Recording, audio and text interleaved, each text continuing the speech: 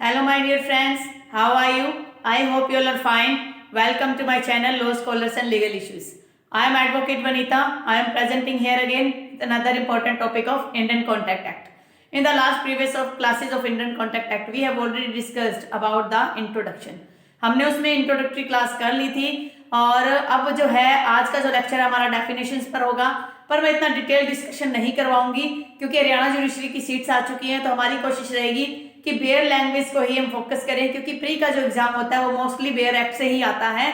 तो अब आप ये सोच लीजिए कि अब आगे के जो मेरे कोर्सेज होंगे वो आप क्रैश कोर्स के हिसाब से समझ लीजिए कि एक महीने के अंदर अंदर हम सारे जो बेयर एक्ट्स हैं उनको कवर कर लेंगे, डिटेल डिस्कशन कर लेंगे, लेकिन बेयर के according detail discussion as a commentary के तौर पर मैं आपको नहीं करवा पाऊंगी।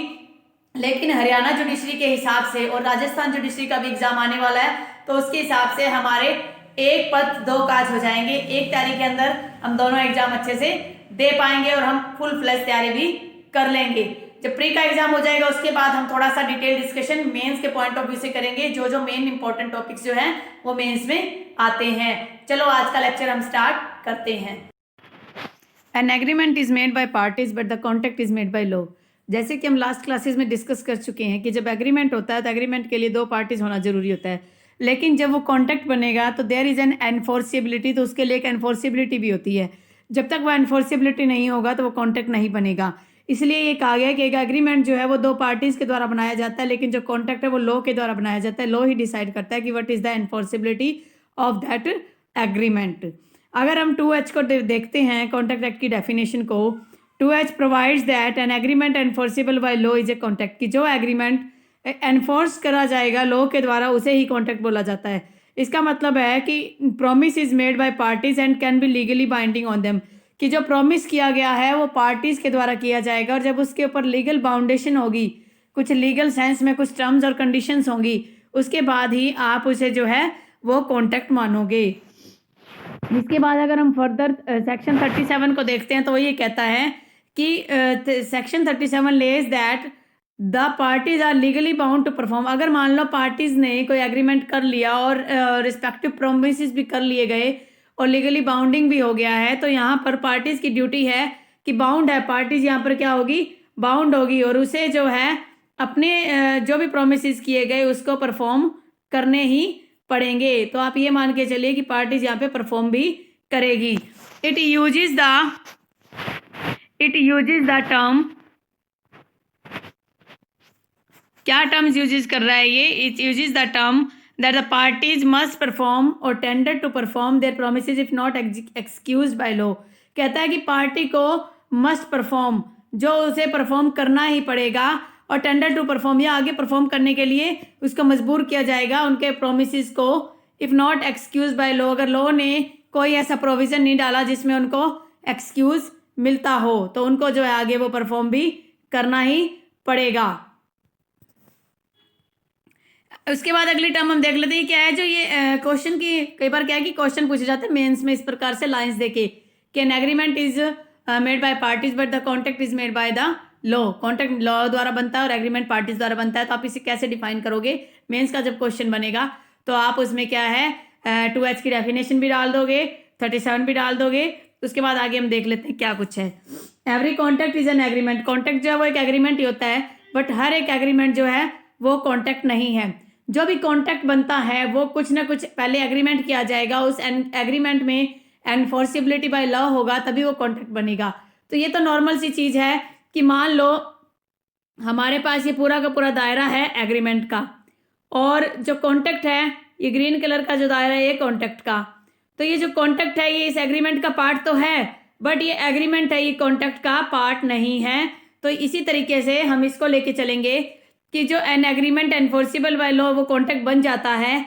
So for the formation of a contract, अगर कॉन्ट्रैक्ट बनाना है तो सबसे पहले चीज़ तो उसमें एग्रीमेंट होगा, सेकंड चीज़ उसमें एनफोर्सिबिलिटी बाय लॉ होगी। तो इस तरीके से हमने ये दोनों क्वेश्चन जो एग्जाम में अगर आ जाते हैं तो हम उसको देख लेंगे। सबसे पहले तो हमें एग्रीमेंट की डेफिनेशन लिखनी होगी 2E की, फिर 2H की, फिर सेक्शन 37 की। वो उस मामले में लिखी जाएगी जब एग्रीमेंट मेड बाय पार्टीज होता है और जो कॉन्ट्रैक्ट है मेड बाय लॉ होता है। जब आएगा कि every agreement is a contract and every contract is an agreement and every agreement is not a contract, तो उसके लिए हम पहले एग्रीमेंट की डेफिनेशन लिखेंगे, कॉन्ट्रैक्ट की डेफिनेशन लिखेंगे, फिर एक कंक्लूजन दे देंगे, जिससे क्या है हमारा जो क्वेश्चन है वो पूरा का पूरा कंप्लीट हो जाएगा। अगर हम इसको देखें, what is an agreement, agreement क्या होता है, ये कुछ डेफिनेशन है जो आज हम कवर करेंगे। सेक्शन 2E ये डिफाइन करता है कि एग्रीमेंट के अंदर एवरी प्रोमिस होता है, जो भी कोई प्रॉमिस किया जाता है वो सारे प्रोमिस उसमें शामिल होंगे, और एवरी सेट ऑफ प्रोमिस या कई प्रोमिस जो किए गए वो उसमें शामिल होंगे। फॉर्मिंग कंसिडरेशन, कंसिडरेशन का मतलब है कि कुछ एक कंसिडरेशन होगा, कुछ एक पेमेंट का भुगतान भी हो सकता है दोनों तरफ से इस एग्रीमेंट कि जब मान लो दोनों तरफ से प्रॉमिस हो गए और उन प्रॉमिस के अंदर एक कंसिडरेशन भी होगा कि इसके लिए ये पे किया जाएगा, या कोई ना कोई कंसिडरेशन है कि मान लो मैं तुम्हें सब्जी दूंगा और आप मुझे सब्जी के बदले पैसे दोगे, तो इस प्रकार का जब कंसिडरेशन हो जाएगा वो एग्रीमेंट बन जाएगा। It can be said that, तो इस प्रकार कहा जा सकता है कि हर एक जो प्रॉमिस होता है वो एग्रीमेंट तो होता है, इसी तरीके से उसमें जो है ईच अदर को कंसिडरेशन भी दिया जाता है। जब एग्रीमेंट की आप कंडीशन लिखते हो कि एग्रीमेंट में क्या क्या इंग्रेडिएंट्स आते हैं, द फर्स्ट इंग्रेडिएंट इज आ जाएगा यहाँ पर प्रॉमिस, सेकंड हो जाएगा कंसिडरेशन, दोनों चीज़ों से मिलके ही जो एग्रीमेंट तैयार किया जाता है। फिर बात आती है कि प्रॉमिस क्या होता है, व्हाट इज ए प्रॉमिस।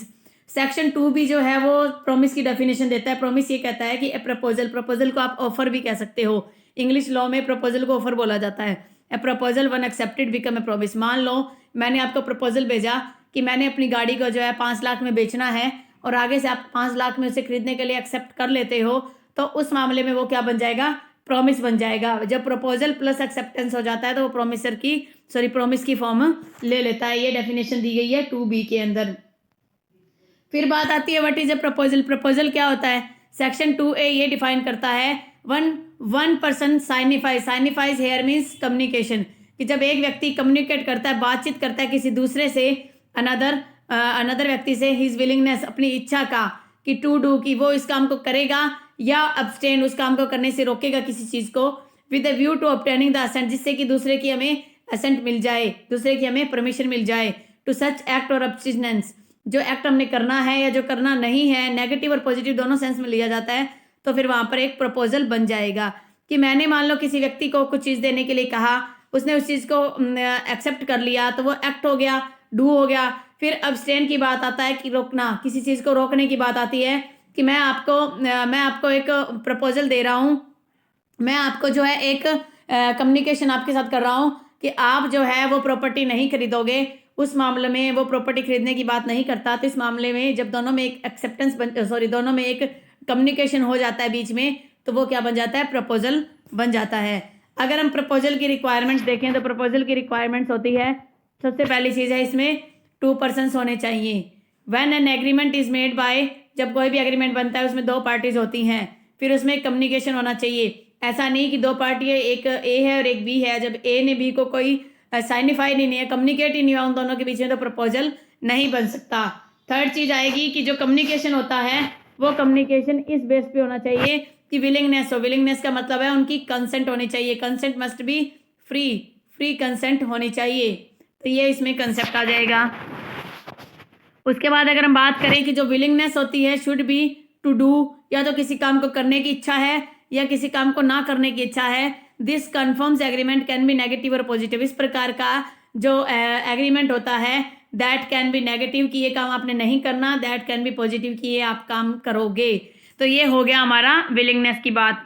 फिर है the object of signifying willingness to another, कि जो उद्देश्य है अपनी सहमति देने का किसी दूसरे व्यक्ति का, उसका मतलब सिर्फ यही है कि किसी व्यक्ति से हम असेंट लेते हैं, किसी व्यक्ति से हम परमिशन लेते हैं, और किसी व्यक्ति से परमिशन किस चीज़ की लेते हैं, या तो किसी एक्ट को करने की लेते हैं या किसी एक्ट को न करने की लेते हैं। ये हो गया हमारा प्रपोजल, जो बहुत इंपॉर्टेंट डेफिनेशन है, इसको भी हमने अच्छे से कवर करना है। जो इंडियन कॉन्ट्रैक्ट एक्ट की जो डेफिनेशन है वो सारी की सारी इंपॉर्टेंट हो जाती है और उन सबको हमें अच्छे से करना पड़ेगा। अब बात आती है एक्सेप्टेंस की, क्या आप एक्सेप्टेंस किसे कहोगे। एज पर सेक्शन 2B के हिसाब से when the person to whom the proposal is made, जिस व्यक्ति को प्रपोजल दिया गया है, या जिसमें मान लो मैंने एक प्रपोजल दिया किसी बी को और बी ने ही उसी प्रपोजल पे असेंट दी है, तब वो प्रपोजल एक्सेप्टेड माना जाएगा। अगर मैंने ए को प्रपोजल दिया और एक्सेप्ट बी ने किया तो वो नहीं माना जाएगा, लेकिन मैंने ए को प्रपोजल दिया और बी उसका रिप्रेजेंटेटिव है, तो अगर उसके द्वारा एक्सेप्ट हो गया तो भी वो प्रपोजल जो है वैलिड माना जाएगा। रिक्वायरमेंट ऑफ एक्सेप्टेंस आर, अब आप देखते हैं कि एक्सेप्टेंस की क्या क्या रिक्वायरमेंट होती है। सबसे पहली चीज़ only that person can accept to whom a proposal agreement, सिर्फ वही व्यक्ति एक्सेप्ट करेगा प्रपोजल को जिसको दिया गया है, जो मैंने एग्जाम्पल के थ्रू बता दिया। सेकेंड चीज, देयर शुड बी कम्युनिकेशन, वहाँ पर कम्युनिकेशन भी होनी चाहिए। उसके बाद है communication should be of assent, communication जो हुआ है वो असेंट से होना चाहिए, सहमति होनी चाहिए। Communication should be made to the proposal, वो जो कम्युनिकेशन हुआ है वो उसी प्रपोजल के लिंक में होना चाहिए, किसी दूसरे प्रपोजल से उसका लिंक नहीं होना चाहिए। तो इस प्रकार से the person making the proposal is called promisor, जो व्यक्ति प्रपोजल देता है वो पर्सन होता है प्रोमिसर, और जो एक्सेप्ट करता है वो होता है प्रोमिसी। तो इस प्रकार से कुछ एक इंपॉर्टेंट टर्म्स है जो हमारे लिए इंपॉर्टेंट हो जाता है। अब अगर हम बात करें what is reciprocal promises, section 2F of contract act कहता है कि रेसिप्रोकल प्रोमिसेस क्या होते हैं। प्रोमिसेस ऐसे promise which form the consideration, जो किसी भी पार्ट का कंसिडरेशन है, यानी कि कुछ काम करने की बात जब की जा रही है, कंसिडरेशन सिर्फ रुपया ही नहीं होता, कुछ और भी मीन हो सकता है। तो यहाँ जब कंसिडरेशन की बात आती है कि जो रेसिप्रोकल प्रोमिसेस क्या होगा, ऐसे प्रोमिसेस होंगे विच फॉर्म द कंसिडरेशन, जो क्या कंसिडरेशन सहमति बनेगी या कोई एक पार्ट में सहमति बनेगी। तो इस प्रकार का जो कंसिडरेशन है और वो कंसिडरेशन किस तरीके से होना चाहिए, ईच अदर में होना चाहिए। ये क्या बन जाएगा, एक तरीके से आप कहोगे रेसिप्रोकल प्रॉमिस बन जाएगा। इन सर्टन केसेस, अगर कुछ विशेष मामले देखें, देयर में बी ओनली वन प्रॉमिस, वहाँ सिर्फ एक ही प्रॉमिस होता है कि प्रोमिसर ने ऑलरेडी उस प्रॉमिस को कर लिया है या वो आगे करना चाह रहा है। दोनों पार्टियों के बीच में जब इक्वल, मैंने कुछ किसी को कोई नोटिस कोई ऑफर भेजा, कोई प्रपोजल भेजा, उसने उसी टाइम एक्सेप्ट कर लिया, वो भी ये क्या है, रेसिप्रोकल प्रोमिसेस ही माना जाएगा। या मैंने किसी से बुक खरीदी और उसने मुझे मैंने उस बुक खरीदी और उसके मैंने पैसे दे दिए, वो भी क्या है, रेसिप्रोकल प्रोमिसेस माने जाएंगे। तो इस प्रकार से हम रेसिप्रोकल प्रोमिसेस को समझ सकते हैं। अब बात आती है व्हाट इज कंसिडरेशन। कंसिडरेशन क्या होता है, सेक्शन 2D जो है वो ये कहता है कि व्हेन, जब, at the desire of the promisor, जो प्रोमिसर है, जो प्रपोजल दे रहा है, उसकी तरफ से कोई इच्छा की जा रही है प्रोमिसी को या किसी दूसरे व्यक्ति को कि उसने कोई काम कर लिया है, या तो वह काम कंप्लीट हो चुका है या वो काम कंप्लीट नहीं हो रहा है, या वो काम अभी कंटिन्यू हो रहा है या आगे फ्यूचर में होगा। डज और अब्सटेन फ्रॉम डूइंग का मतलब होता है प्रेजेंट कंसिडरेशन की, प्रेजेंट की बात कर रहा है ये, और ये हो गया पास्ट, ये हो गया पास्ट की बात हो रही है, ये प्रेजेंट की बात हो रही है। और अब्सटेन फ्रॉम डूइंग और समथिंग, ये क्या है, फ्यूचर की बात हो जाएगी। सच एक्ट और अब्सटिनेंस ऑफ प्रॉमिस इज कॉल्ड, इस प्रकार का जो एक्ट है जो फ्यूचर में, पास्ट में और प्रेजेंट में हो रहा हो, कंसिडरेशन का मतलब है जिसके बदले हम कोई पेमेंट कर रहे हैं या जिसके बदले हम कुछ भुगतान कर रहे हैं या हम दोनों के बीच में किसी बात को लेकर सहमति हुई है, वो प्रेजेंट भी हो सकता है, पास्ट भी हो सकता है और फ्यूचर भी हो सकता है। कंसिडरेशन एक्चुअल में होता क्या है, consideration is the price of the promisee, जो भी प्रॉमिस किया गया उसका प्राइस होता है। The loose is a free promise is not enforce, हालांकि एक सिंपल सा प्रॉमिस कर लिया कि मान लो कोई बच्चा है वो पानी में डूब रहा है, उसके पेरेंट्स ये कह रहे हैं कि तुम मेरे बच्चे को बाहर निकाल दो तो मैं जो है तुम्हें कुछ पेमेंट दूंगा, उसके बदले कुछ भुगतान करूंगा। तो एक तरीके से वो क्या है, कंसिडरेशन है, कुछ भुगतान करना। वो क्या भुगतान करेगा वो एक अलग मैटर है। अगर मान लो कोई ये कहता है कि मेरे बच्चे को बचा लीजिए आप और मैं उसके बदले दुआएं दूंगा, तो दुआएं जो है in the I of law कोई वैल्यू नहीं रखता, तो उस चीज को हम कंसिडरेशन नहीं मानेंगे। जो कंसिडरेशन है वो मस्ट भी लीगल होना चाहिए। सेक्शन 25 जो है प्रोवाइड ये करता है कि एन एग्रीमेंट एक ऐसा एग्रीमेंट बन गया जिसमें किसी प्रकार का कंसिडरेशन नहीं है, कुछ पेमेंट नहीं है, कुछ भुगतान नहीं है किसी टाइप का, वो जो है वॉइड माना जाएगा। सेक्शन 25 ये बात कहता है। कंसिडरेशन में भी एन एक्ट और अब्सटिनेंस, कंसिडरेशन क्या होता है, कोई एक्ट हो सकता है कि जो उसने करना है या कोई एक्ट नहीं हो सकता जो उसने नहीं करना, या एक ऐसा प्रॉमिस भी हो सकता है जो प्रेजेंट का भी हो, जो ऑलरेडी कर चुका हो, पास्ट का हो, या जो किया जाएगा फ्यूचर में, तो वो सारे के सारे जो है कंसिडरेशन हो सकते हैं। अगर हम बातें करें आगे की कि द रिक्वायरमेंट क्या होगी कंसिडरेशन की, वो देख लेते हैं। पहली तो होती है इसमें डिजायर होनी चाहिए, इच्छा होनी चाहिए। फिर जो है उसमें प्रोमिस या कोई दूसरे पर्सन होना चाहिए। पहली तो प्रोमिसर की डिजायर, फिर दूसरा पर्सन होना चाहिए जिसको प्रोमिसी बोला गया, जो उसको प्रोमिसर को के उस प्रपोजल को एक्सेप्ट करेगा। तीसरा वो या तो उसमें काम कर रहा है या वो अब्सटेन कर रहा है, उसे काम ना कर रहा है, ऐसा कोई बात है उसमें ऐसा प्रॉमिस किया गया कि या तो वो काम करेगा या वो काम नहीं करेगा, तो इस प्रकार की condition. It may be past, future and present, तीनों प्रकार का हो सकता है। लेकिन इंपॉर्टेंट लाइन है कि past consideration is not valid in England, past consideration को इंग्लैंड में वैलिड नहीं माना गया। अब हम बात करते हैं reciprocal promises necessary for agreement. क्या रेसिप्रोकल प्रोमिसेस जो एग्रीमेंट के लिए नेसेसरी है? To some it appears that in every agreement there should be reciprocal promises होगा, ये हम पढ़ चुके हैं। फॉर्मिंग कंसिडरेशन, एक दूसरे को कुछ कंसिडरेशन देना होगा। हाउएवर, हालांकि this appears to be wrong argument, पर इसे एक गलत आर्ग्यूमेंट के तौर पे समझा गया है। विच कुड बी अंडरस्टूड, जिसको समझा जा सकता है इंडियन कॉन्ट्रैक्ट एक्ट के प्रोविजन के बेस पर। इसे हमने अलग समझ लिया है। अगर 2D को हम देखें तो वो टर्म करता है हैज़, टर्म यूज करता है हैज़ डन और अब्सटेन, या तो कर लिया गया है या किया जाएगा। फ्रॉम डूइंग, किसी काम को करने के लिए या किया जा चुका है या किया जाएगा, या किसी काम को न करने और ना करने की बात हो रही है प्रेजेंट सेंस में, या वो फ्यूचर में नहीं किया जाएगा। उस मामले में जो है ये दिखाता है कि जो फ्यूचर कंसिडरेशन होता है वो भी दिया जा सकता है। तो इस मामले में रेसिप्रोकल प्रोमिसेस कहाँ अप्लीकेबल है? रेसिप्रोकल प्रोमिसेस का मतलब वो है एक इस हाथ दे और उस हाथ ले, जरूरी नहीं कि हर मामले में रेसिप्रोकल प्रोमिसेस ही होते हों। अब अगले टर्म की बात करते हैं, प्रोमिसर और प्रोमिसी क्या होता है, ये मैं पहले आपको बता चुकी हूँ। जो पर्सन प्रपोजल को प्रपोजल देता है वो प्रोमिसर होता है, और जो एक्सेप्ट करता है वो प्रोमिसर होता है। अब बात आती है वॉइड एग्रीमेंट की। सेक्शन 2G है वो बात करता है कि कोई भी ऐसा एग्रीमेंट है जो लॉ द्वारा एनफोर्सेबल नहीं हो सकता, उसे वॉइड बोला गया है। वॉइड का मतलब है कि वो एग्रीमेंट कॉन्ट्रैक्ट बन ही नहीं सकता। और वॉइडेबल कॉन्ट्रैक्ट क्या होता है? वॉइडेबल कॉन्ट्रैक्ट 2I में बताया गया, वो ये कहता है कि जो लॉ द्वारा एनफोर्सेबल तो है, बट कोई ऐसी कंडीशन खड़ी होगी जिसकी वजह से उसको पार्टी जो है परफॉर्म नहीं कर पा रही है, तो उसे आप वॉइडेबल कॉन्ट्रैक्ट कहोगे। An agreement which is enforceable by law at the option of one party, एक पार्टी के ऑप्शन पर है। मान लो ए तो चाहता है कि परफॉर्म करना, लेकिन बी नहीं चाहता उसको परफॉर्म करना, वो क्या होगा? वॉइडेबल कॉन्ट्रैक्ट होगा। कौन कौन से ऐसे सेक्शन है जहां पर वॉइडेबल कॉन्ट्रैक्ट की बात की जाती है? सेक्शन 9 कहता है वॉइडेबिलिटी ऑफ एग्रीमेंट, ऐसे एग्रीमेंट की वॉइडेबिलिटी की बात हो रही है जो फ्री कंसेंट, वॉइडेबल की बात हो रही है यहाँ पर, सॉरी वॉइड की बात हो रही है कि कौन से एग्रीमेंट जो है वो वॉइड माने जाएंगे। पहला है voidable of agreement without free consent. Voidable कब होगा? जब फ्री कंसेंट से कोई एग्रीमेंट नहीं बना, वो वॉइडेबल की कैटेगरी में आ जाएगा। 19A कहता है पावर टू सेट असाइड, मान लो कोई ऐसा कॉन्ट्रैक्ट बन चुका है जो एंड्यू इन्फ्लुएंस, एंड्यू इन्फ्लुएंस का मतलब है कोई बाबा है जिसने कोई प्रॉपर्टी अपने नाम करवा ली, अपने उस एंड्यू इन्फ्लुएंस की वजह से उसे बाद में वॉइडेबल करवाया जा सकता है। इफेक्ट और refusal of party to perform प्रोसली, कई बार ऐसा होता है कि कोई पार्टी जो है पूरा का पूरा जो कॉन्ट्रैक्ट है उसको परफॉर्म नहीं कर पाती है, कोई एक हिस्से को परफॉर्म कर पाती है, तो उस मामले में वॉइडेबल डिक्लेयर हो सकता है। अगर एक पार्टी चाहे कि वो परफॉर्म करेगी, दूसरी चाहती है वो परफॉर्म नहीं करना। सेक्शन 55 ये कहता है कि मान लो कोई परफॉर्मेंस है वो फिक्स टाइम के लिए दी गई, मान लो किसी की शादी है और शादी 12 तारीख की, और 12 तारीख को अगर वो शेरवानी नहीं पहुंचती है, वो कॉन्ट्रैक्ट परफॉर्म नहीं हो पाता है, वहां पर टाइम एसेंशियल था, तो उस मामले में भी पार्टी जो उसको वॉइडेबल डिक्लेयर करवा सकती है।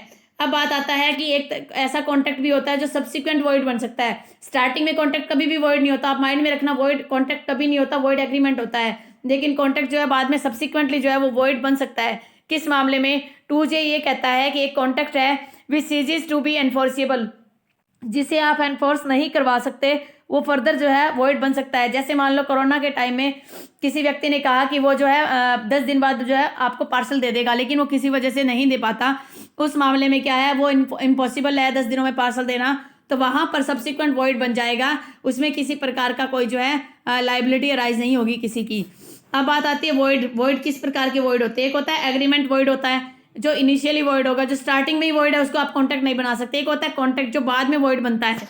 अब इनिशियल वॉइड कौन कौन से होते हैं? सेक्शन 20 उसमें ये बात कहती है कि जहां पर दोनों पार्टीज के मिस्टेक की वजह से, मिस्टेक लॉ की मिस्टेक नहीं मानी जाएगी, मैटर ऑफ फैक्ट किसी भी बात की मिस्टेक मानी जाएगी। किसी ने कहा कि मुझे 5 तारीख को जो डिलीवरी चाहिए, लेकिन उसने तो 5 जनवरी का सोचा, लेकिन सामने वाली पार्टी 5 फरवरी का सोच रही है, उस मामले में मिस्टेक ऑफ फैक्ट हो गया दोनों पार्टियों से, उस मामले में जो है वो वॉइड डिक्लेयर हो जाएगा। फिर सेक्शन 23 कहता है कि जहां पर कंसिडरेशन है जो ऑब्जेक्ट लॉफुल है, जिसका कंसिडरेशन जो भुगतान हो रहा है और जो उसका ऑब्जेक्ट है कॉन्ट्रैक्ट करने का वो लॉफुल नहीं है।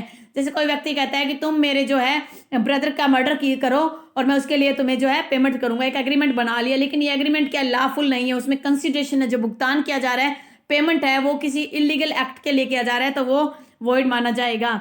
फिर थर्ड कैटेगरी कहती है एग्रीमेंट तब वॉइड होगा जब कंसिडरेशन और ऑब्जेक्ट दोनों अनलॉफुल है। जैसे मर्डर वाला एग्जांपल ले लीजिए, जिसमें कंसिडरेशन जो है पेमेंट है वो भी लॉफुल नहीं है, और जो मर्डर है वो भी इलीगल है, वो भी लॉफुल नहीं है। फिर है कि एग्रीमेंट विदाउट कंसिडरेशन वॉइड होगा। ये ऐसे एग्रीमेंट है जिसमें कंसिडरेशन नहीं है, कि मैंने अपनी ये चीज़ जो है फ्री में किसी को दे रहा हूँ, तो उसमें जो है कॉन्ट्रैक्ट नहीं बन पाएगा, एग्रीमेंट नहीं बन पाएगा, वो वॉइड होगा क्योंकि कंसिडरेशन की वहाँ पर कमी है। Unless it is in writing, अगर ये राइटिंग में लिखा गया है, रजिस्टर्ड है, या मान लो किसी प्रॉमिस किया, किसी ने कोई गिफ्ट कर रहा है, उस मामले में इसको जो है कुछ लिमिटेशंस हैं जो हम सेक्शन 25 करेंगे उस टाइम में अच्छे से कवर करवा दूंगी। सेक्शन 26 कहता है कि जब एग्रीमेंट किया गया है किसी मैरिज में कोई रुकावट लाने का कि आप मैरिज नहीं कर सकते, वो वॉइड होगा। 27 कहता है जब ट्रेड के लिए कोई एग्रीमेंट आपने कर लिया कि आप जो है किसी प्रकार का बिजनेस नहीं कर पाओगे फर्दर, तो वो वॉइड होगा। फिर बात आती है कि लीगल प्रोसीडिंग, मान लो दो लोगों ने एग्रीमेंट किया, उन्होंने कहा कि अगर कोई वायोलेशन होता है तो आप कोर्ट में नहीं जाओगे, तो उस मामले में वॉइड होगा। फिर कोई अनसर्टिनिटी है, कोई कहता है कि मैं जो है आप मुझे कॉन्टेक्ट करते हैं कि मैं आप मुझे इतना पैसा दो, मैं खजाना ढूंढ के दूंगा जादू से, तो जादू जो है वो अनसर्टिनिटी है, हो ही नहीं सकता ऐसे, इसका सर्टन ही नहीं है कि क्या होगा। वे ऑफ वेजर, वेजर का मतलब जुआ खेलना वगैरह, उसमें वॉइड होता है। जहाँ पर इम्पॉसिबल इवेंट है, जैसे वही जादू वाली बात है, वो जो है अनसर्टिनिटी के साथ साथ इम्पॉसिबल भी हो जाता है, तो वो भी वॉइड है। 56 का क्लोज 1 कहता है कि कोई भी ऐसा एग्रीमेंट इम्पॉसिबल एक्ट के लिए है तो वो वॉइड हो जाएगा।